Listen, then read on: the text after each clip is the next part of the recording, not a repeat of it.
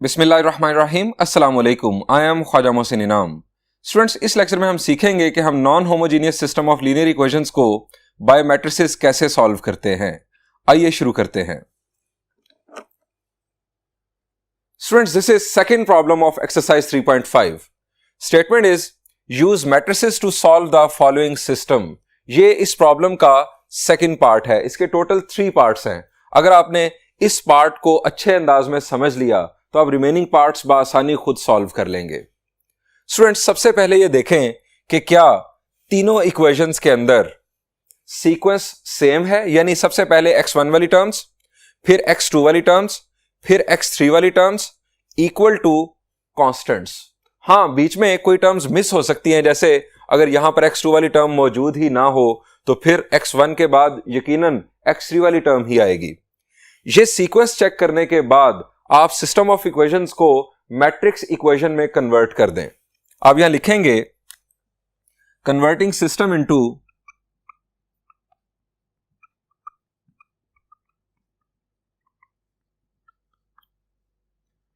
Matrix equation.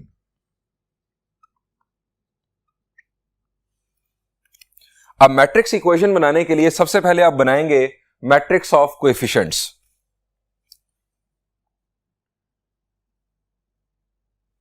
Matrix of coefficients में ये coefficients आएंगे इसी सीक्वेंस के साथ। अगर पहले आपने सीक्वेंस चेक कर लिया हुआ है 2 1 3, फर्ज करें यहां पर x2 मिस हो तो आप उसकी जगह पर उसके कोएफिशिएंट के तौर पर 0 लिखेंगे।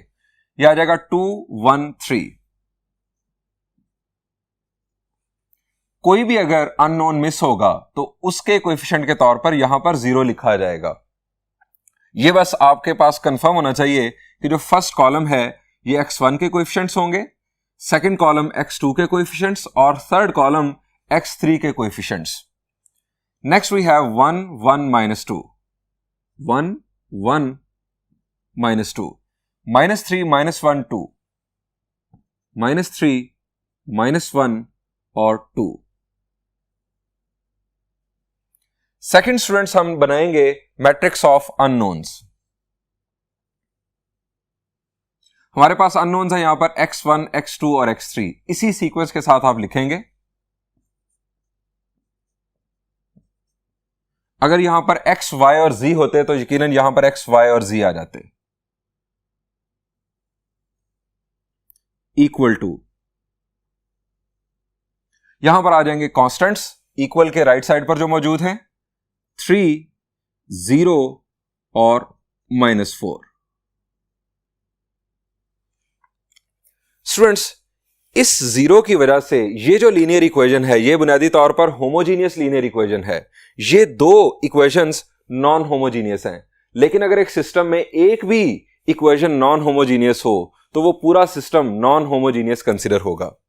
अब स्टूडेंट्स, हम इस मैट्रिक्स इक्वेशन में इस सिस्टम को क्यों कन्वर्ट कर सकते हैं? सवाल यह है कि क्यों कन्वर्ट कर सकते हैं, क्या यह वाकई इसके इक्विवेलेंट है? The answer is yes. ये जो मैट्रिक्स है हमारे पास, इसका ऑर्डर क्या है? शाबाश, इसका ऑर्डर है 3/3 और इस मैट्रिक्स का ऑर्डर 3/1 और इसका ऑर्डर भी 3/1। अब लेफ्ट साइड पर इन दो मैट्रिसेस का हो रहा है प्रोडक्ट। क्या हम इन दो मैट्रिसेस का प्रोडक्ट कर सकते हैं? The answer is yes. इसके कॉलम्स की तादाद इसकी रोज की तादाद के बराबर है। अगर ये दरमियान वाले दो नंबर्स सेम हों तो प्रोडक्ट हो सकता है, और अगर प्रोडक्ट हो सकता है तो प्रोडक्ट का ऑर्डर आएगा ये, यानी 3/1 का मैट्रिक्स। इन दो मैट्रिसेस को अगर आप मल्टीप्लाई करेंगे तो हमारे पास 3/1 का मैट्रिक्स हासिल होगा लेफ्ट साइड पर। राइट साइड पर भी 3/1 का मैट्रिक्स। आप कोरेस्पॉन्डिंग एलिमेंट्स को जब इक्वेट करेंगे तो आपके पास यही सिस्टम ऑफ इक्वेशंस वापस हासिल होगा। इसका मतलब है कि ये जो स्टाइल है मैट्रिक्स इक्वेशन को लिखने का, इस सिस्टम को कन्वर्ट करने का, ये बिल्कुल दुरुस्त है।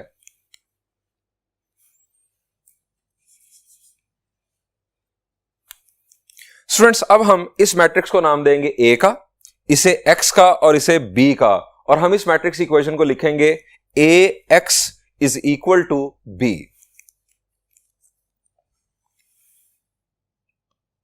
Late A is equal to 2 1 3 1 1 minus 2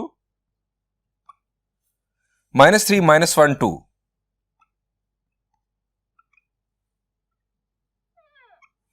इसके बाद matrix X, matrix of unknowns x1 x2 x3, और इसके बाद matrix B, matrix of constants, ये हमारे पास 3 0 minus 4.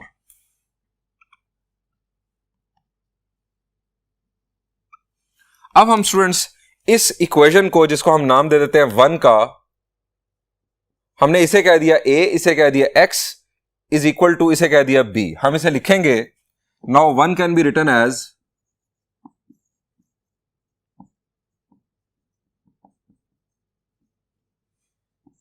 AX is equal to B. Students हमें मालूम क्या करना है, हमें x1, x2 और x3 की वैल्यूज मालूम करनी है. ये तीनों वैल्यूज मौजूद हैं मैट्रिक्स X के अंदर, यानी हमें मैट्रिक्स X मालूम करना है. अब इस इक्वेशन में देखें मैट्रिक्स X कैसे मालूम किया जा सकता है. शाबाश, आपके ज़हन में रॉन्ग आइडिया आएगा कि आप B को A से डिवाइड कर दें, दोनों साइड्स को A से डिवाइड कर दें. तो क्या मैट्रिसेस के अंदर आपने डिवीजन पढ़ी है? The answer is no. Division matrices के अंदर नहीं होती. अब यहां से A लेफ्ट साइड से कैंसिल करने के लिए हम क्या कर सकते हैं? द आंसर इज हम A इनवर्स से दोनों साइड्स पर प्री मल्टीप्लाई कर दें, यानी लेफ्ट साइड पर A इनवर्स से मल्टीप्लाई कर दें.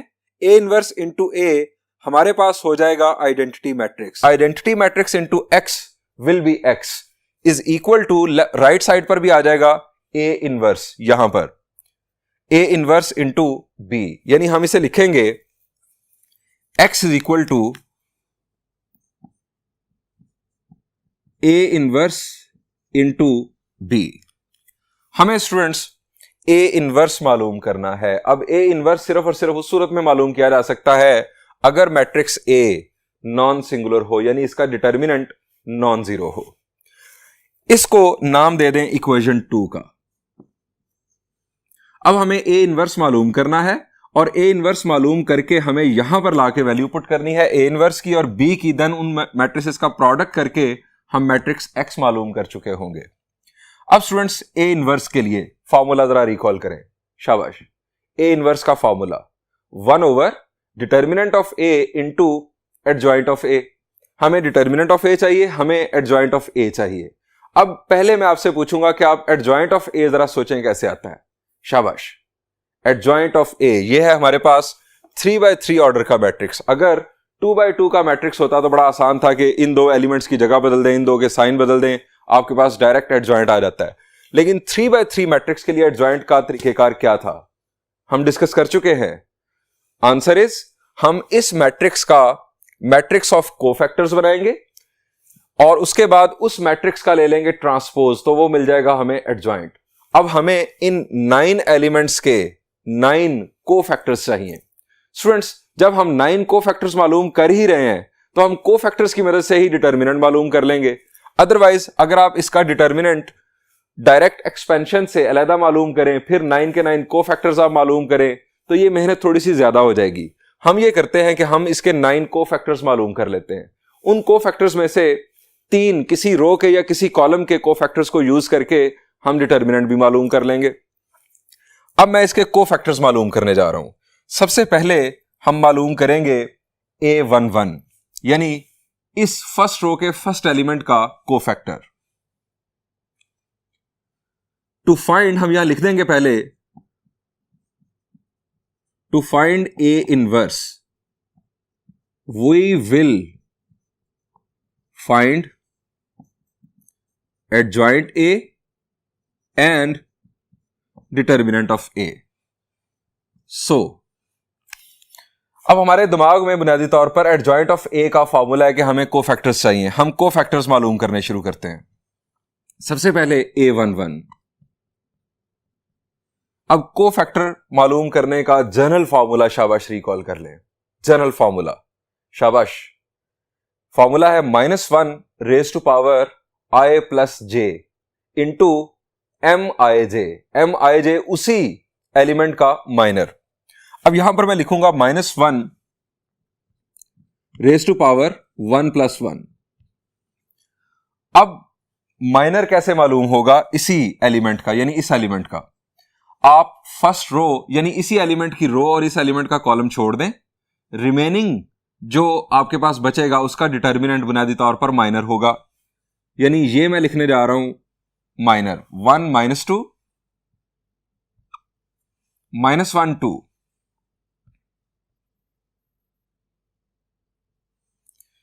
यहां पर स्टूडेंट्स इसे सॉल्व कर लेते हैं। -1 raise to power 2 will be 1, यह आ जाएगा 2 और माइनस माइनस प्लस हो जाएगा, 2 1s are 2। लेकिन जो डिटर्मिनेंट का माइनस है वो आने की वजह से यहां पर हमें मिल जाएगा 0। यानी मैं इसको डिटेल से कर देता हूं, 2 माइनस माइनस माइनस प्लस, यहां पर भी आ जाएगा 2, तो 2 - 2 इज 0। यानी हमें A11 की वैल्यू हासिल हुई 0। इसी तरह अब हम बढ़ेंगे A12 की जानिब। A12 -1 raise to power 1 + 2। First row का second element A12, first row का सेकंड एलिमेंट, हम इसकी रो और इसका कॉलम छोड़ देंगे। यहां पर आ जाएगा 1 - 2 1 - 2 -3 2। अब स्टूडेंट्स हम इसे सॉल्व करेंगे। -1 raise to power 3 will be -1 और यहां पर 2 1s are 2, माइनस माइनस हो जाएगा प्लस, लेकिन फॉर्मूला का माइनस आएगा, 3 2s are 6, 2 - 6 is -4, -4 into -1 is 4। यानी A12 की वैल्यू हमारे पास आ गई 4। Next A13 -1 raise to power 1 + 3। First row का थर्ड एलिमेंट, रो छोड़ दें कॉलम छोड़ दें, यह है इसका minor 1 1 -3 -1 1 1 -3 -1 -1 raise to power 4 is 1। अब यहां पर -1 और -3, A13 -1, ये माइनस माइनस हो जाएगा प्लस और ये वैल्यू आ गई हमारे पास 2। Next is A21, second row का first cofactor A21, second row first element, इसकी रो छोड़ दें, इसका कॉलम छोड़ दें, 1 3 -1 2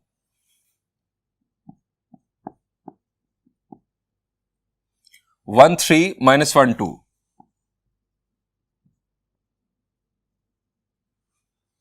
-1 raise to power 3 will be -1 और यहां पर 2 माइनस माइनस हो जाएगा प्लस और 3। इसको सॉल्व किया तो A21 की students value 3 + 2 is 5, 5 into -1 is -5। A22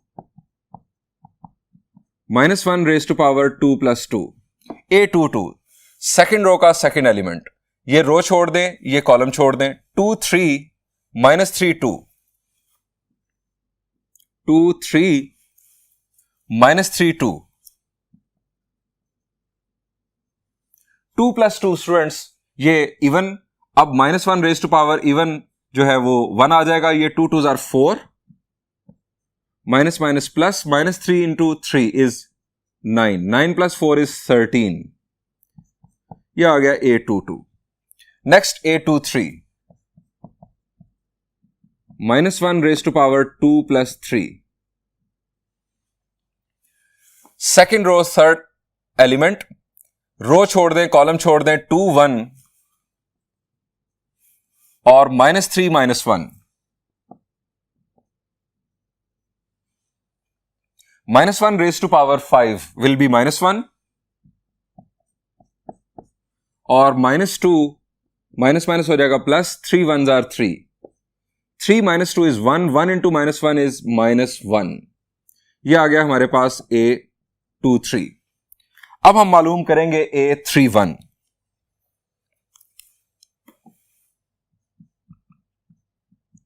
-1 raise to power 3 + 1।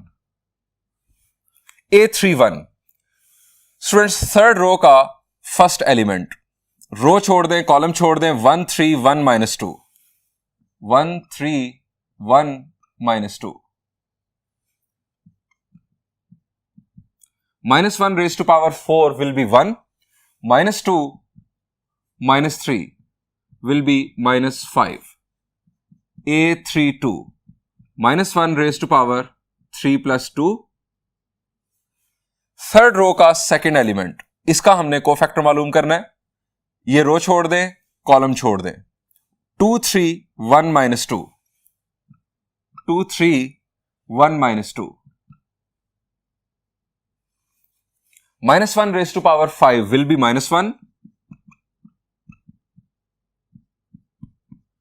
-4 -3 ये बन गया -7. -7 मल्टीप्लाई होगा -1 के साथ तो ये आ जाएगा 7. A33. -1 raised to power 3 + 3. Third row third column छोड़ दें. 2 1 1 1.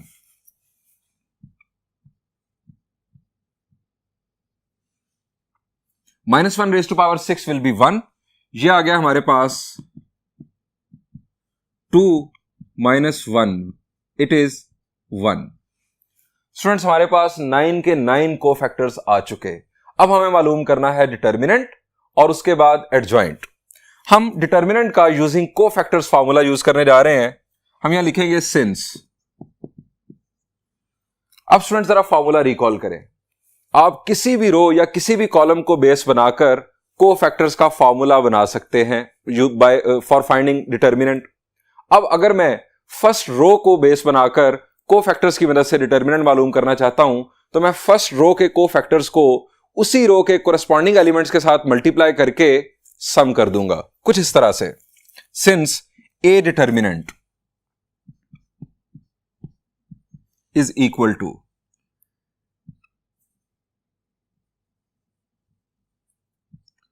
A11 A11 A12 A12 A13 A13.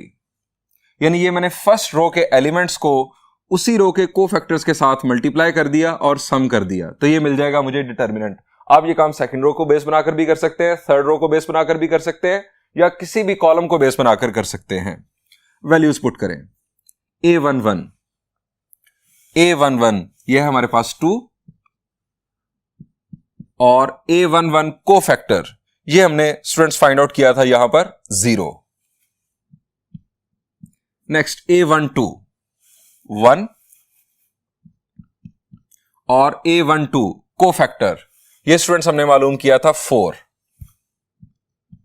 Next A13 element that is 3 और A13 cofactor A13 cofactor students हमने मालूम किया था 2. इसे सॉल्व कर लेते हैं. ए डिटर्मिनेंट ये आ गया हमारे पास 0. 4 1s are 4 plus 3 2s are 6. 4 + 6 will be 10.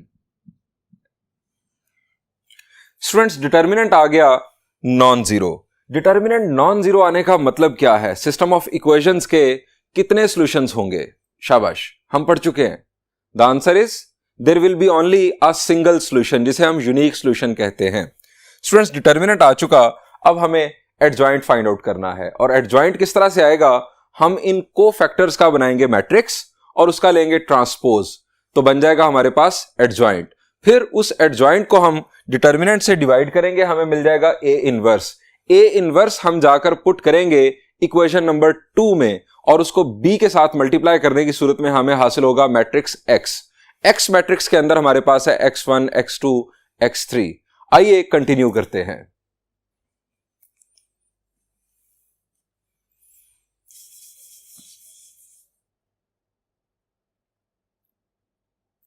Students determinant के बाद अब हम मालूम करेंगे एडजॉइंट ऑफ ए. हम लिखेंगे सिंस हमारा जो सॉल्यूशन है ये कंटिन्यूशन में चल रहा है. आप जानते हैं कि हम डिटर्मिनेंट तक पहुंच चुके थे. हम यहां एडजॉइंट का फॉर्मूला लिखेंगे. Since adjoint of A is equal to matrix of cofactors यानी A11 A12 A13 A21 A22, A23, A31, A32, A33 का ट्रांसपोज। अब स्टूडेंट्स हम कोफैक्टर्स की वैल्यूज पुट कर देते हैं। एडजॉइंट ऑफ ए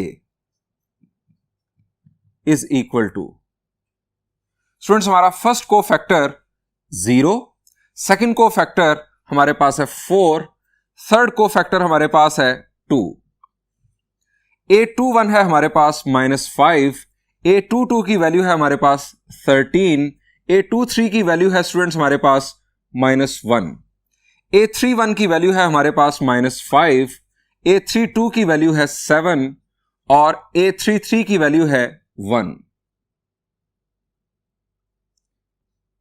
इस मैट्रिक्स ऑफ कोफैक्टर्स का हम लेंगे ट्रांसपोज।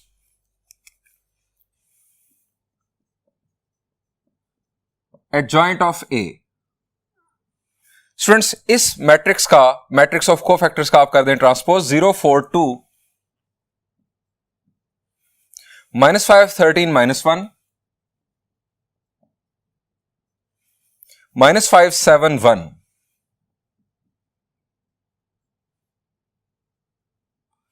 स्टूडेंट्स हमारे पास डिटर्मिनेंट आ चुका, हमारे पास एडजॉइंट आ चुका। अब हम ए इनवर्स मालूम कर सकते हैं। अब यह लिखेंगे हेंस ए इनवर्स। आपके दिमाग में फॉर्मूला होना चाहिए 1 over determinant of A into adjoint of A, यानी यहां पर आ जाएगा 1 ओवर डिटर्मिनेंट ऑफ ए था हमारे पास 10 और एडजॉइंट ऑफ ए 0 -5 -5 4 13 7 2 -1 1। स्टूडेंट्स इस 1/10 को मैट्रिक्स के साथ यहां पर मल्टीप्लाई करने की जरूरत नहीं है, क्योंकि हमने इस ए इनवर्स मैट्रिक्स को बी के साथ भी मल्टीप्लाई करना है। यहां पर अगर फ्रैक्शंस पैदा हो गई तो वो जो मल्टीप्लीकेशन है बी के साथ वो हम थोड़ी सी मुश्किल बना चुके होंगे। सो बेहतर यह है कि हम ए इनवर्स की यही वैल्यू इक्वेशन 2 में जाके पुट कर दें। हम यहां लिखेंगे पुटिंग इन इक्वेशन 2।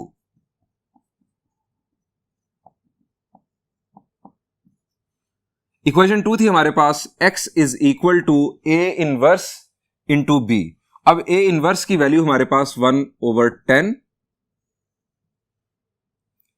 0 4 2 -5 13 -1 -5 7 और 1। और मैट्रिक्स बी था हमारे पास मैट्रिक्स ऑफ कांस्टेंट्स जो कि हैं 3 0 -4,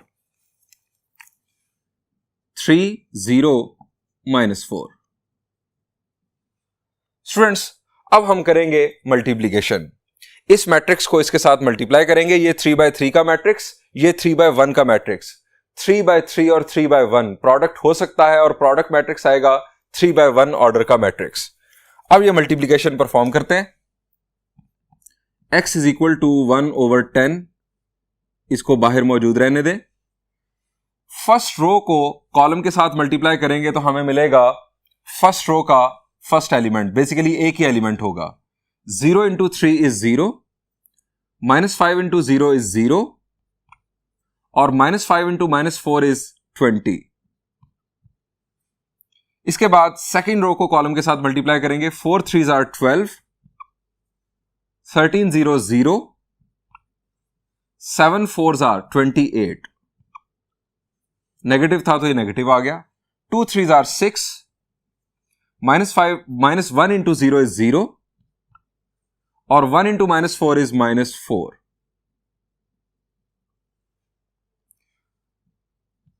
वन ओवर 10, ये आ गया 20। 12 minus 28 will be -16 and 6 minus 4 will be 2. Further, matrix X, students ये 10 डिवाइड करेगा तीनों एलिमेंट्स को। 20 divided by 10 it will be 2, -16 divided by 10 आप रफ में सिंप्लीफाई कर लें। 2 8s are 16, 2 5s are 10, it will be -8 by 5 और 2 divided by 10 will be 1/5। Students हमारे पास मैट्रिक्स x की वैल्यू आ गई। अब मैट्रिक्स x रिकॉल करें, शाबाश, हमने ये क्या लेट किया हुआ था, ये बुनियादी तौर पर मैट्रिक्स ऑफ अननोन्स था, तो इसकी वैल्यू यहां पर दोबारा लिख दें। ये था हमारे पास x1, x2, x3 equal to 2 -8/5 1/5। अब दो मैट्रिसेस इक्वल हैं, दोनों का ऑर्डर भी सेम, तो इनके कोरेस्पॉन्डिंग एलिमेंट्स भी इक्वल कंसीडर होंगे। सो x1 की ये वैल्यू, x2 की ये वैल्यू और ये है x3 की वैल्यू। हम यहां लिखेंगे hence x1 is equal to 2, x2 is equal to -8/5 और x3 is equal to 1/5। Students ये हमें मिल गई x1, x2 और x3 की वैल्यूज। स्टूडेंट्स ये तीन वैल्यूज आप इस सिस्टम की किसी भी इक्वेशन में जाके पुट करें तो वो इक्वेशन डेफिनेटली सेटिस्फाई होगी। स्टूडेंट्स इस प्रॉब्लम के रिमेनिंग पार्ट्स खुद सॉल्व कीजिएगा। इसके अलावा एक्सरसाइज 3.5 से पहले मौजूद एग्जाम्पल 1 वो भी आप खुद सॉल्व कीजिएगा। बहुत ही आसान है, इनफैक्ट अगर आप ये समझ चुके हैं तो आपको कोई मसला नहीं होगा। यहां पर इस लेक्चर को एंड करते हैं। Thank you and Allah Hafiz.